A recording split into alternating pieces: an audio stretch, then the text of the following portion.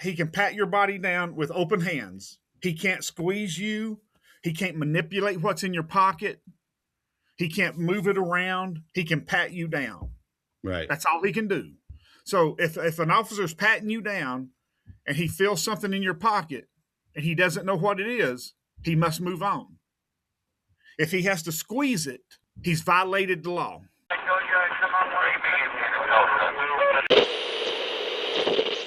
And hey, welcome back to another episode of True Stories from a Real Private Eye. I'm your host, Vinnie Coppola. With me, as always, is Lynn Lambdin, a real private investigator right here in Atlanta, Georgia. Thank you so much for being here. We love to see each and every one of you back. And if you're watching this podcast or listening to it for the first time, welcome. We hope you like this as much as we do. Lynn, how are you? I'm good, Vinny. How are you today, my friend? I'm good, buddy. I'm good. Can't complain. Vinny, what you should say is if you're watching this for the first time, congratulations. You finally found us. Yeah, there you go. Yeah. What Lynn said. Yeah. Well, Vinny, today I thought that I would talk about or educate or not educate. That's a bad word. Educate's a good word, but I thought that I would inform our listeners, and I'll tell you why that I come to that conclusion this week. Okay. I was scrolling through X and I seen a video of a police officer who arrested a woman, and she was mouthy. She was mouthing off, but you're a police officer. You have to put up with that. And he had this woman cuffed, and he had her, he was at a station, and he had her cuffed. She was a small woman, little bitty woman, couldn't weigh more than 100 pounds. And he smacked her. I mean, just hauled off and smacked her hard. And she was cuffed. Her hands was behind her back. What was she saying? I don't remember. She was drunk. Yeah. Exactly. Just running her mouth. Right. And I mean, he just smacked her 2 or 3 times. And while she was cuffed? While she was cuffed, Vinny, her hands was cuffed behind her back, and she was sitting. It wasn't like this woman could have hurt him. And if she wasn't cuffed, she could have probably punched him with everything she had, and she couldn't have hurt him. Right, because she was little. Because she was so small, she couldn't have hurt him. Jeez.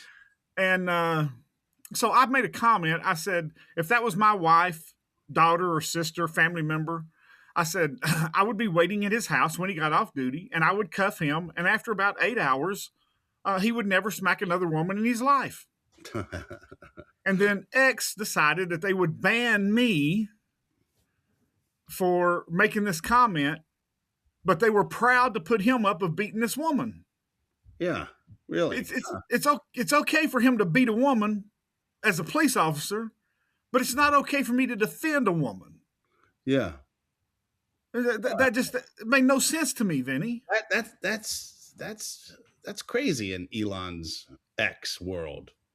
It makes no sense to me. I don't care whose X world it is. It makes no sense to me. No, it makes no sense, A. And B, you didn't directly threaten the guy. I mean, you may have implied a threat, but it's nothing Vinnie, he can handle. Have no fear. It was not a threat. It was a promise. Yeah. I don't care if it's the president of the United States or a police officer or the governor of the state. You treat a female member of my family that way, and you will have to face me one way or the other. Right. Yeah. I will get you, whether it's in the middle of the night. I don't care how much guard you have. I will eventually get you. Yeah. And I'll tell you a real quick story. I was serving a diplomat in Georgia who thought that he could hide from me and his security. He thought that since he had security, that he could hide from me until he had a TV press conference. And I served him at a TV press conference. In front of everybody? In front of everybody at his TV press conference while he was on TV. I love it. So you can say whatever you want to say. You can say, yeah, the security, yeah, this, yeah, that, yeah, whatever. He's a police officer, whatever. You have to be good every time. I only have to be good once. Right. So, yes, if that would have been my wife, I would have been waiting on you when you got off work and you got home. And when you opened your front door, I would have been sitting on your couch. Well, this guy doesn't sound like he has the right temperament to be a police officer. That's for sure. Oh, I would have changed his temperament. Yeah. I would have changed his temperament. Yeah, he would have come out with a whole other attitude. Yeah. Yeah, he when I'd have got done with him, he would have had a different attitude. Mm-hmm. Yeah. So I thought I would do a little. I thought I would just tell our listening audience how to get under the skin of a police officer. Okay, that's great. So I thought I'd tell our listening audience how to have a lawsuit against a police officer. Okay. So when you get pulled over, and a police officer says to you, "May I pat you down?" You politely say, "No, you may not pat me down." And that's legal. That is legal. Not only is it legal, it's constitutional. You can refuse a pat down. You can refuse a pat down. So they can't pat you down. The only time a police officer can pat you down is it's called a Terry pat. That's the name that it's been given, is the Terry pat. Terry versus Ohio. And Terry versus Ohio is from 1968. And there has to be two things present. There has to be a police officer has to believe that that you're armed and you're dangerous. Not one, but both. Yeah. He can't think that you're armed. It's okay to be armed. He can't believe that you're just armed. He has to believe that you're armed and dangerous. Both of those factors have to be present, and then he can pat you down. Armed and especially dangerous to him. Right? To him, yes, to him. And then he can do what is called a plain touch pat down. So he can pat your body down with open hands. Yeah. He can't squeeze you. He can't manipulate what's in your pocket. He can't move it around. He can pat you down. Right. That's all he can do. Yeah. So if an officer's patting you down and he feels something in your pocket and he doesn't know what it is, he must move on. If he has to squeeze it, he's violated the law. Really? Yep. Because it's called a plain feel pat down. Because he's only doing it for his safety. Right. Because you have to, now remember, he has to feel that you're armed and you're dangerous. Okay, well let me switch gears here for a second, because one of my favorite shows, I absolutely love it, is Cops. Mine too. I love Cops. I love Cops. I can watch, and they just show marathons of that shit, man. And I can just sit there and watch episode after episode after episode. But in a lot, I would say more than half easily, I'm watching these cops pat these guys down, feel their pockets squeeze. What's this? And they're pulling stuff out of their pockets and stuff like that. What's the difference? That's a TV show, and only about 10% of those people are ever convicted. Is that right? Yeah. And is it based on that pat down? It's based on the pat down and a lot of different things. Those get thrown out of court for a lot of different reasons, but the last time I looked at the statistics, only about 10% of those ever got convicted. Wow. Yeah, because it's mostly dramatized for TV, so they have to do what they got to do. So a lot of those people, if it goes to court, only about 10% of them are ever convicted. Now, how many of them plead guilty? I don't know. I never got that far. I never researched that, but I researched one time several years ago how many of these actually go to court and get convicted, and only about 10%. Wow. So now you see now there's different types of searches now. Now, if you're under arrest for, say, fleeing and eluding, the Terry pat is different. there's no such thing as a Terry pat. They can actually search your body, and they can do that. They can go through your pockets. They can search your car. That's legal. Yeah. Okay. So they can actually search you then. So that's a different. So when they chase one of these hicks in Chattanooga with no teeth, and they chase him for 10 miles, and then they finally catch him, then he's under arrest for fleeing and eluding. So now they can lawfully search him. Right. Or when a police officer walks up to your car and says, may I search your car? The answer is always no. Really? No, officer, you cannot search my car. With all due respect. Even if you have absolutely nothing, you should always say no? Yes, you should always say no. And what's the thinking behind that? Why would you let them search your car? I've let them search my car before. One time an officer pulled me over and he accused me of crossing the white line and weaving, and he goes, "Sir, anything to drink?" And I go, "No, I meant nothing to drink." He goes, "Have you done any drugs?" I said, "No, sir." He goes, "Well, you were driving a little erratically." I go, and I told him the truth. I said, "Well, the song I liked was on. I was singing loudly. I was, kind of goofing off in the car. I guess I wasn't paying attention." He goes, I can swear you're on something." I go, "Sir, I'm on nothing." And I go, "And you can search my car if you like." And I let him. I said, "Get a dog out here. I don't have anything." But I shouldn't let him do that, is what you're saying. Well, I wouldn't. Now, I've been searched 3 different times. I had my car searched 3 different times. Yeah.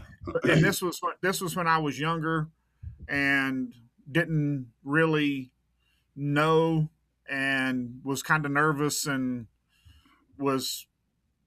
didn't want to sit there all day long, and thought it would be better to just let them search me and go on, because I've never done drugs, never had drugs on me.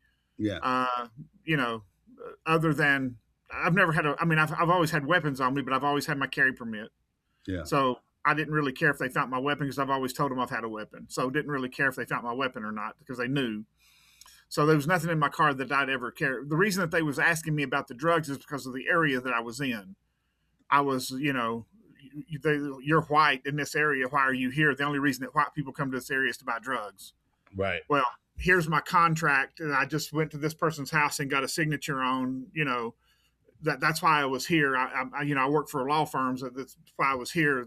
Here's my paperwork. Here's the work order. Here's why I'm here. Well, we don't believe you. Can I search your car? No, you can't. Well, we're going to keep you here all day. We'll get the dog out here, and it'll be about 4 hours. Okay, well then just search my car, because I got places to be. Yeah. Yeah. So but in the last 10 years, no, I would not let a police officer search my car, and I'll never let another police officer search my car. Bring the dog. Yeah.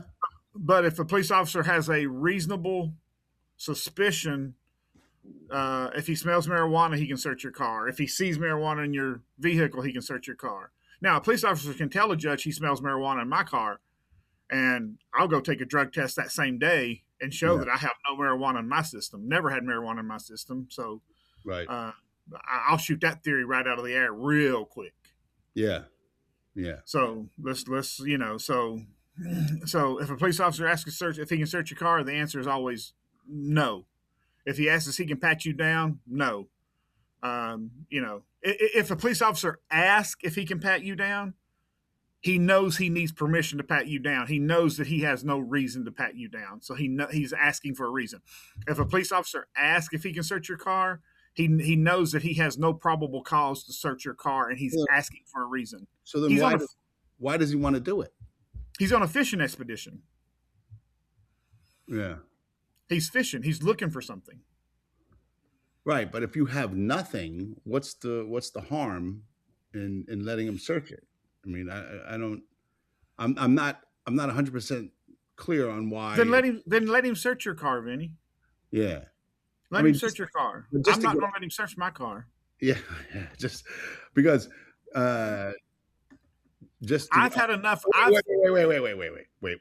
I forgot that at the beginning of this episode, you said this is how to get under a police officer's skin. I forgot. We're learning a lesson here. Vinnie, I've had enough run-in with police officers and courts. Yeah. And enough police officers lying. Yeah. That I don't trust them as far as I can throw them. So you think they would plant something? I'm not saying that they would plant something. Yeah. But I know that a police officer, I have been falsely accused.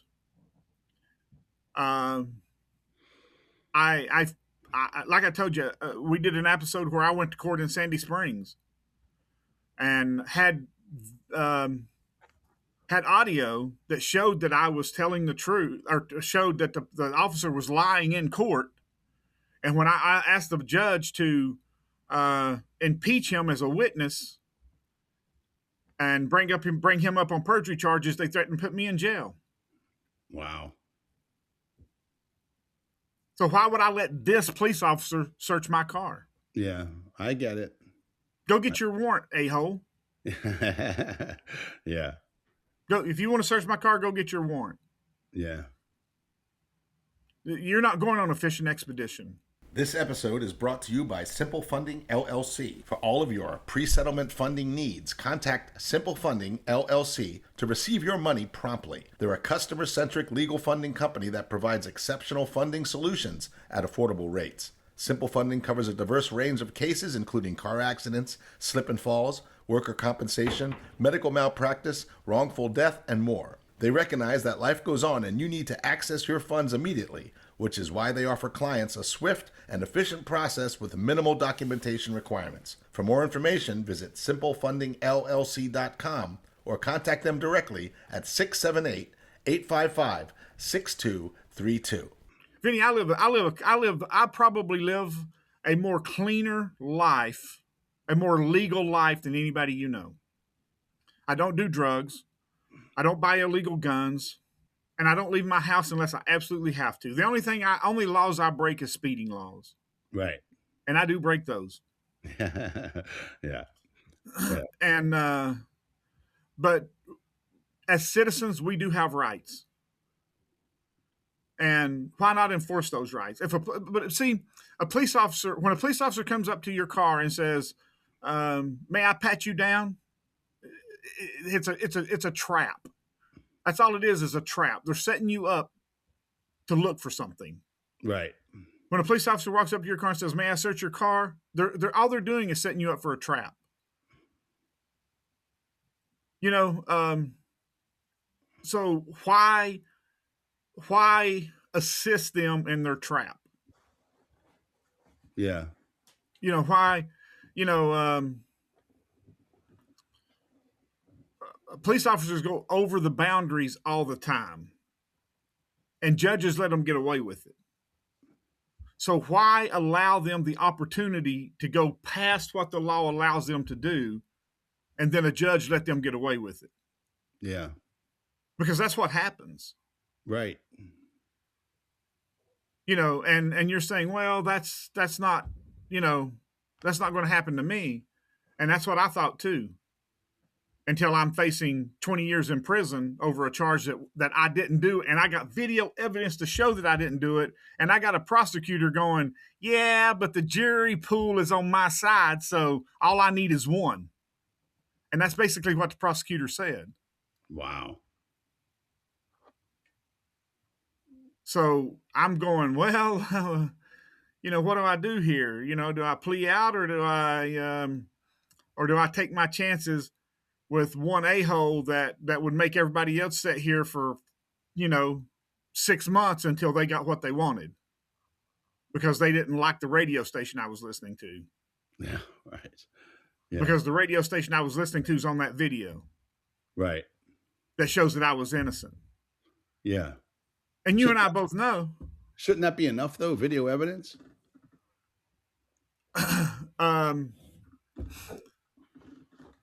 Sure. But to a jury,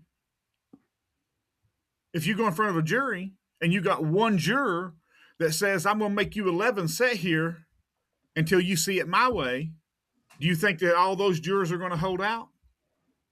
Yeah. I mean, how long do you think that they're going to sit there? Yeah, it sucks that shit has to happen like that. How many times do you think? Let me ask you a question. In the OJ trial, how many people do you think said he's guilty? And Probably.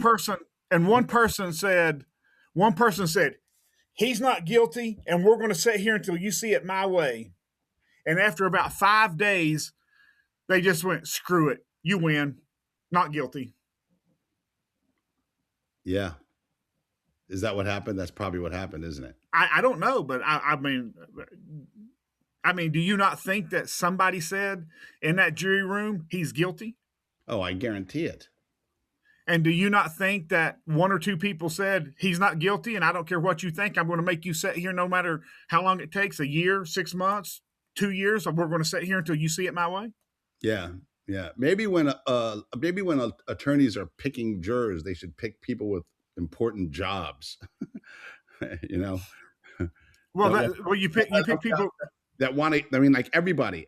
You can't have 10 people with 11 people with important jobs and one deadbeat who can sit it out, and you know what I'm saying? And yeah, but see, one side doesn't get to pick all the jurors. Yeah, that's the problem. Yeah. So but that's all it takes. The evidence means nothing. The evidence in a trial means absolutely nothing if you got one person that doesn't have anything better to do. Well, that has an agenda. Yeah. If you got one person that has an agenda, evidence means absolutely nothing. One person with an agenda and nothing better to do but screw people up. Yeah. Yep. And I guarantee you that that's what happened on the OJ trial. I wasn't there. I don't know. I wasn't a fly on the wall. Can't say for sure. Yeah. But I guarantee you that somebody in that jury room said, we're going to sit here until you see it my way. I don't care how long it takes. Right. And after a while, somebody just said, okay, screw it. We'll see it your way. I want to go home. Yeah. We've been here, 8 weeks. We're not going to be here another 8 weeks. So we'll just see it your way. Not guilty. Yeah. Yeah. Yep. I bet you're right about that on that one. Yeah. And I bet you it goes on more than people think. Yep. Yeah. Yep. So when they ask you if they can, pat you down, say no. Yeah. And Minnesota versus Dickerson, the Supreme Court ruled, Minnesota Supreme Court ruled that that's the playing field. That's where the courts have said that they can that goes along with the Terry Pat, that when the Terry Pat has to be open hands and they just pat you down, and if they have to manipulate it, squeeze it, push it around, fill it, they cannot. They've went beyond the Terry Pat. They went beyond the playing field. And now, and that's a violation of your rights. And that's a violation of your rights. Now, if they can identify what's in your pocket with just a regular pat, then they can, and it's contraband, then they can seize it. But they have to be able to identify it with just 1-2 pats and go on. They can't squeeze it, they can't manipulate it, they can't reach in your pocket to feel what it is. They just have to be able to pat it and feel it and go and know what it is. And when a police officer asks you a question, they ask it in a way when they say, mind if I pat you down, or can I hold your car keys during this for my safety? Say no, officer. I'll hang on to my keys while we're doing this. If you want me to shut my car off, I'll be more than happy to shut my car off, but I'm going to hold on to my keys. Yeah. And if they ask you to get out of your car, comply, get out of your car, roll all your windows up and lock your door. And don't give them your keys. Put your keys in your pocket. If you got a pocket that zips or buttons, put it in that pocket and zip it. Yeah.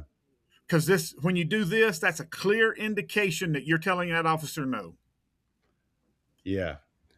And by the way, I'm sure that when you refuse the pat down, when you refuse to hand over your keys, the most important thing that you can do is be polite and respectful. Don't be a dick about it.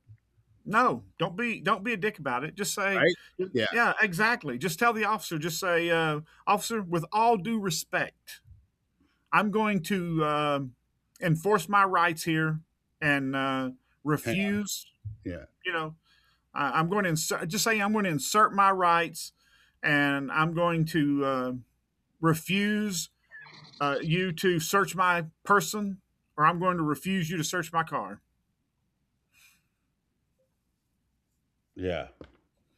And then just with all due respect, no hard feelings, but I'm going to refuse to allow you to search my body or my person, or I'm going to refuse to allow you to search my car.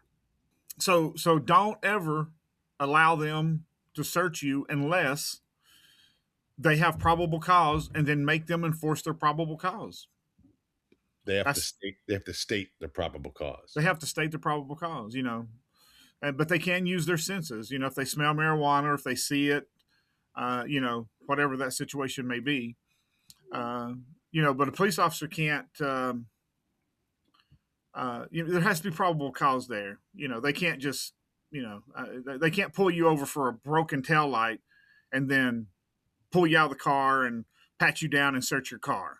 That's they can't do that. That's be an illegal search. Right, unless they, of course, like you said, see white powder on the dashboard or the console or something, or smell marijuana, or maybe blood in the back seat, a pool of blood. Yeah, or a hand hanging out of the trunk. Hand hanging out of the trunk, right? Yeah. So there are mitigating circumstances. Yeah. Or if they see a cooler in the back seat and the lid on it, they can't make you open that cooler and show them what's in it. Is that right? Holy cow. That's right. Yeah. No, they can't do that. They can't make you open it. Now, if you're drunk and they smell alcohol on you, then they can arrest you and search your car. Right. They don't even need your permission. They don't need your permission because you're under arrest. Yeah. Yeah. And so now you're drunk, and you've done a sobriety test and they've proven that you're drunk, and now they can search your car. Yeah. But if they arrest you for no reason, a broken headlight is not a broken tail light is not a arrestable offense. It's they can ticket you for that. Yeah. So write you a ticket. Now, if you rip the ticket up and throw it back at the officer, he might take you to jail. So yeah, that's why it's always best to be nice and polite. But respectful, yeah. Exactly. And I'm always nice and polite to police officers. Me too. And I've gotten out of a lot of tickets just by being honest and being respectful. Yeah. But when you tell a police officer that he can't search your car or he can't pat you down, you're probably going to make him mad, especially if it's some young, cocky police officer who thinks he knows everything. Right. But it is your constitutional right to turn them down. You do have the constitutional right to do so. Yeah. It is, you do have the right to, to reasonable search and seizure, and for them just to search you for no reason is not reasonable. Right. So, so tell them no. Tell them no. Yeah. Tell them no. I've had arguments with police officers, not arguments, but heated debates, because I've told them no before, and because I've I've had several attorneys tell me that I'm police officers' worst nightmare because I know my rights. Yeah. and it makes police officers very angry when you know your rights. Yeah. And they don't like it. Police officers, another thing they will do is they will lie to you to try to get you to answer a question. For instance, they'll say things like, I know you were doing 85 mile an hour back there. No, I wasn't. I was doing 45. Well, it's only a 35 mile an hour speed limit. Oh, shit. No, very clever. Yeah. Yeah. And they'll walk up to you and you go, do you know how fast you were going? And what I say to them when they say that to me is I'm saying, no, I say, yeah, I know how fast I was going. That's what I say. Yeah, I know how fast I was going. And the police officer will look at me and go, well, tell me. I'm saying, well, you're the one with the radar gun. You tell me. Really? Yeah. Okay. Yeah. Yeah. Yeah. You are a police officer's worst nightmare, Lynn. Well, I mean, the reason that they walk up. See, here's the thing. Here's what the reason. Okay, if a police officer, if a police officer in the state of Georgia radars you with a radar gun, they have to meet all these qualifications in order for that ticket to stick. Right. Or you can beat that ticket. And I beat tickets with those laws all the time. But if a police officer walks up to your car and says, do you know how fast you were going? And you say, oh, yeah, I was doing 85. Now all that radar crap is out the window because you just admitted to how fast you were going. Yeah. So all he has to do is he admitted to going to 85 mile an hour. Yeah. Yeah. Now the radar it's irrelevant. He don't need it. Don't need it. Yeah. He don't need it because you just admitted to how fast you were going. You told the police officer how fast you were going. Okay, well, let me ask you something. How many times do you think does a cop walk up to the car and ask that question with no idea how fast you were going? Like probably. He hasn't even clocked. He hasn't clocked you. He just saw he saw what looked like speeding to him, and pulled you over. Probably 40% of the time. 40% of the time, yeah. I would imagine about 40% of the time. So it's best in that situation. What is best to go? Like, I have no idea. I have no idea. No. No. I don't say I don't know. Yeah. I say, yeah, I know how fast I was going. That's it? Yeah, I know exactly how fast I was going. Yeah. I say, Vinnie, I have said that to, I don't know, 40, 50 cops. Yeah. And they go. And how many times have you gotten out of that ticket? Quite a bit, actually. Is that right? Okay. Yeah, they say, you know how fast you were going? Yes, sir, I sure do. Yep. Any other questions? It's kind of an awkward, for the police officer, it's kind of an awkward silence for 30, 40 seconds. Yeah. Because they probably don't. I guarantee you in that minute, oh, fuck, this guy's got to be a problem. This guy. They probably don't get that answer very often. They probably, people go, but no, I don't know how fast I was going, officer, Yeah. They probably don't get that answer often. Yes, officer, I know exactly how fast I was going. And then when whatever the officer's response is, I probably go, well, you tell me. Yeah.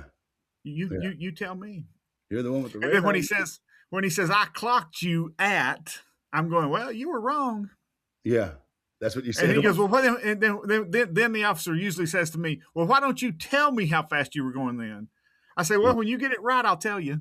Yeah. Yeah. What I'm trying to do, Vinnie, is I'm trying to make them go 85, 75. Yeah. Yeah. 80, just. Yeah. Yeah. Then you know whether they clocked you or not. Yeah. Let's go to the footage. Let's go to the what's it called? The body cam. Let's go to the body cam footage of the officer playing 20 questions with me. Lady, take it away. Yeah. That'd be pretty funny in court, wouldn't it? Yeah. Judge, here's a prime example. The officer has no idea how fast I was going. I'll tell you what I did. I'll tell you how I beat a ticket once. This episode is brought to you by the Accident Attorneys of Monge and Associates, voted the best law firm by the American Institute of Trial Lawyers. When life hits you hard with a serious injury, don't let insurance companies hit you harder with lowball offers and endless runaround. You deserve justice.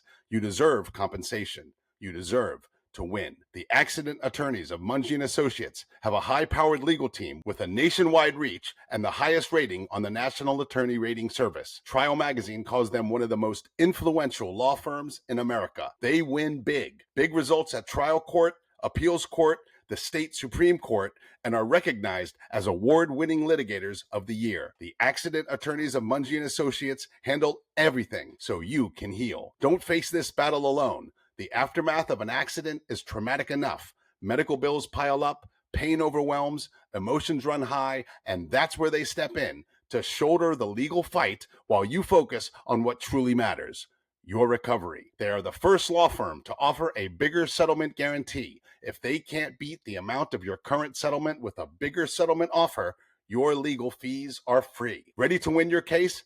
Find out in one phone call if you have a case and how much your case is really worth. Call the accident attorneys of Monge and Associates today at 1-888-477-0597 or visit them online at becauseyouwanttowin.com. I was driving in the HOV lane. By yourself? By myself. Actually, I wasn't driving in the HOV lane. I was driving in the fast lane, and I was late for an appointment. And I pulled over in the fast lane, in the HOV lane, and I passed the car, and I came back over. Okay. Police officer clocks me, pulls me over, writes me a ticket. And then I said, officer, I said, you didn't clock me. She goes, yes, I did. I said, no, you couldn't have. There was a tractor and trailer there. And I said, you don't even know what lane of travel I was in. She goes, you was in the fast lane. I said, no, officer, I wasn't. Yeah. And so I said, I was in the HOV lane. So she went back to her car and she wrote me a ticket for being in the HOV lane. So when we got to court, she told the judge, I said to the judge, I said, Judge, she didn't even know what lane I was in. And she told the judge, she goes, yeah, he wanted to argue with me on the side of the road, Judge, that there's a tractor and trailer in my way, and he didn't know what lane I was in. And I told him he was in the fast lane, and he told me he was in the HOV lane. So I went and wrote him another ticket for being in the HOV lane. And the judge says, so you didn't witness him being in the HOV lane? And she said, no, I didn't realize he was in the HOV lane. And the judge threw both tickets out. Oh, nice. Yeah. So she just told on herself. Yeah. And the judge said to her, said, well, if you didn't know that he was in the HOV lane, then how are you sure that it was him you clocked? Right. He said, if you can't identify which lane of travel he was in, how did you know? Yeah. Good. Yeah. That good it was point. him you clocked. Yeah. The judge says, I can't hold him responsible for speeding if you can't identify where he was at on the highway. Very smart, man. So the judge stood, and all I did was stood there and just said, and all I done was got the argument started between her and the judge. Oh, it made that police officer so mad. Oh, she was so angry, Vinnie. Yeah, I bet. Yeah, because you made her look like a fool in front of the judge. No, she made herself look like a fool. Oh yeah, well, yeah, she made herself look like a fool. If she would have just kept her mouth shut, I would have never thought to tell the judge. Yeah. You know, I wasn't even going to ask the judge about the HOV lane because I admitted to being in the HOV lane. Right. So that was a legitimate ticket. No, man. So he just threw both tickets out. Very nice. So, and actually he said, well, I'm going to throw the HOV ticket out because you were honest about it. And he goes, I got to throw the speeding ticket out because she must not have knew, it must not have been you she clocked because she don't know what lane you were in. Right. And she kept trying to explain herself going, well, you looking through the gun and you don't really know. And he just... making it worse on herself. Yeah. And the judge is going, officer, you've said enough. Officer, stop talking. Yeah. And it was this big butch officer with a butch haircut. You know, she just thinking she was just the baddest person on the face of the earth and just knew that she was going to beat me with this ticket. Officer, shut up. You're making us all look bad. Yeah, exactly. Yeah. Just kept running that mouth. Just couldn't shut up. Yeah. And the judge is trying to explain why he's dismissing the ticket. She's just talking over the judge and, you know. Ridiculous. Yeah, it was pretty funny. Yeah. But I walked out happy. Yeah. Well, happy endings. Well, you know what? We hope you learned something. How to get under a police officer's skin, but know your rights and be respectful. Just be respectful. When you always be respectful. Yeah, if you're gonna pull this crap. I mean, I can't tell you how many times I've talked to friends who you know, they say they're always in trouble with the cops. They're always in trouble with the cops. And I go, well, what happened this last time? Well, this cop pulled me over and I just started telling him what an asshole he was and blah, blah, blah. I go, well, there's your problem. You know, I mean, it's so easy. Just comply and be respectful. And if you're going to execute your rights, be respectful while doing it. Yeah. Vinny, I will tell you that I execute my rights, especially in the last 10 to 12 years, a lot. Yeah. And I'm always respectful. And as long as I've been respectful to the police, they have been respectful to me. Yeah. And Yep. I've never gotten any kind of trouble for being respectful to the police. As long as I'm respectful to them, they are respectful back to me. 100%. Yeah. I've never had an issue of inserting any of my rights as long as I be nice and be respectful. Yeah. Yeah. And I always say, yes, sir, yes, ma'am, and with all due respect, I mean, I'm always very nice about it. Yeah. Yeah. Yep. Yep. Yep. I'm always respectful and maybe a little too honest, Hey, you know why I pulled you over? Yes, sir, because I made an illegal U-turn. Well, why did you do that, son? Too lazy to go to the light. Dude, this is a true story.